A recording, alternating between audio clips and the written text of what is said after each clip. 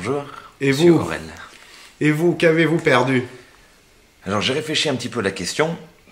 Le plus récemment, ce que j'ai perdu le plus gros, si on compare à la taille, ça serait un appartement qui a brûlé.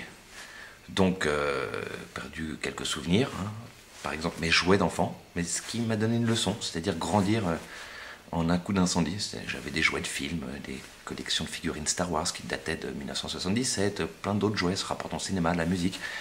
Et du coup, je ne fais plus de collection de jouets. Je ne vais pas retourner pour tout recommencer à zéro, surtout qu'ils valent plus cher qu'en 1977. Donc j'ai perdu beaucoup de choses, ça m'a fait une sorte de déclic dans la tête, une sorte de poussée d'aile. Mais alors, finalement, je me suis dit, j'en ai assez parlé, j'ai fait une exposition de tout ça, l'exorcisme est passé, je suis presque passé à autre chose. Je m'en suis remis, c'était presque, je ne veux pas être bizarre, mais c'était presque agréable. Ça m'a donné une sorte d'expérience, une claque qui fait que ça remet des compteurs à zéro de façon vraiment positive. Je vais approfondir, parce que le mot perte me correspond assez bien. C'est que parfois j'en ai même larmes à l'œil, plus que l'appartement. C'est que je perds tout. Mais vraiment tout. Chaque semaine, je perds au moins quelque chose. Pour le plus récent, cette semaine, j'avais acheté un beau bijou dans un magasin de bijoux, un de mes préférés à Londres. Une petite encre avec une tête de mort dessus. Je l'avais laissé dans un petit sac de velours. Je l'ai mis hier pour me déguiser dans un personnage. Et je l'ai perdu. Tout de suite, le soir, il est tombé de mon cou. Donc j'étais assez triste. J'ai un chapeau melon qu'une copine m'a offert, le plus beau, le meilleur chapelier anglais. Locker and Hatter. Locker and Hat. J'ai à chaque fois racheté des imitations, des chapeaux à la maison Old England à Paris, mais il n'était pas aussi beau que le vrai, parce que le vrai il est dur comme du bois, on ne peut pas l'enfoncer, il ne s'abîme pas, c'est une coque.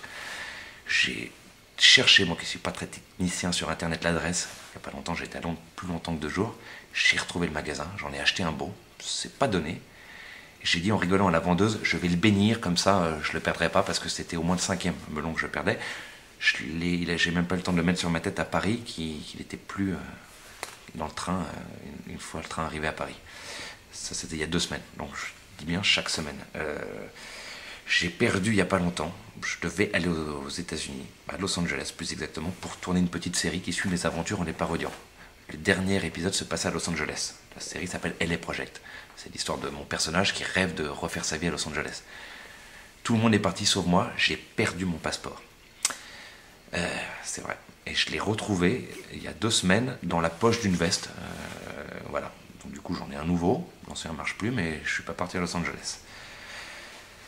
Il n'y a pas longtemps sur un clip, j'avais un sac d'accessoires. Je suis parti un peu en retard de chez moi, donc j'ai pris toutes mes bagues préférées, toutes mes postiches, parce que comme une de mes spécialités c'est la transformation, d'habitude je prends celle qui va servir pour les déguisements en question. Là, étant en retard, j'ai tout pris en me disant que je vais impressionner les gens, je vais leur montrer que j'ai du choix, parce que je devais faire au moins 4 personnages.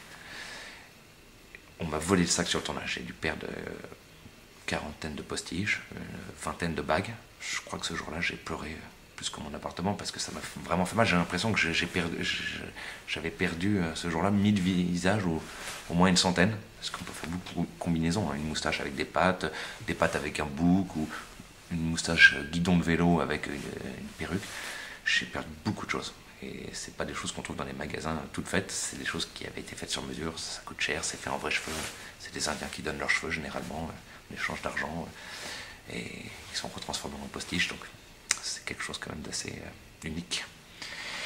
Ça, c'est une des pertes qui m'a le plus affecté. J'ai perdu en 5 mois un téléphone par mois, des iPhones, des BlackBerry. Quand je me suis dit que c'était trop cher de racheter un iPhone, même si les assurances parfois marchent, pas toujours. J'ai perdu un ordinateur avec 3 ans de photos, beaucoup de souvenirs non sauvegardés évidemment, comme je vous ai dit, pour revenir, je n'étais pas très technicien. Donc voilà, je perds.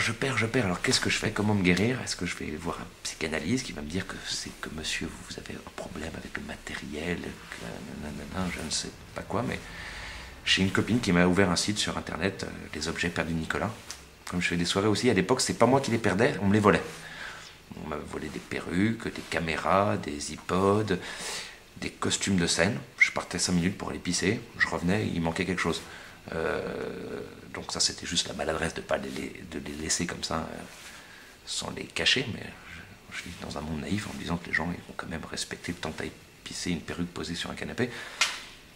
Donc voilà, ça a l'air d'être anecdotique comme ça, mais c'est quand même quelque chose qui me colle beaucoup à la peau. Hein. Les gens, ils en rigolent. C'est devenu une sorte de journal de bord qu'on peut suivre sur Internet, parce que chaque fois que je perds quelque chose, du coup, je le partage avec les gens. Le jour où j'ai découvert qu'on pouvait laisser des commentaires sur Facebook, j'ai perdu encore ça. Et maintenant, les gens laissent une vingtaine de commentaires, rigolent avec moi pour me consoler ou prendre ça à la légère. Je reçois beaucoup de messages de tu devrais avoir des envoûteurs, on m'a donné des adresses même des envoûteurs, quoi. Je pense pas que ça a à voir avec ça. Hein. Je pense que c'est à moi de me concentrer, de me dire qu'il faut pas laisser traîner les choses. Quoique le bijou, c'est pas de ma faute. Il s'est détaché. Ça peut arriver à tout le monde. Donc voilà, je parle, je ne m'arrête pas, mais tout ça pour vous dire que la perte, ça me connaît. Merci, quand est-ce que ça Nicolas. s'arrêtera? Je ne sais pas. Quand je serai un adulte.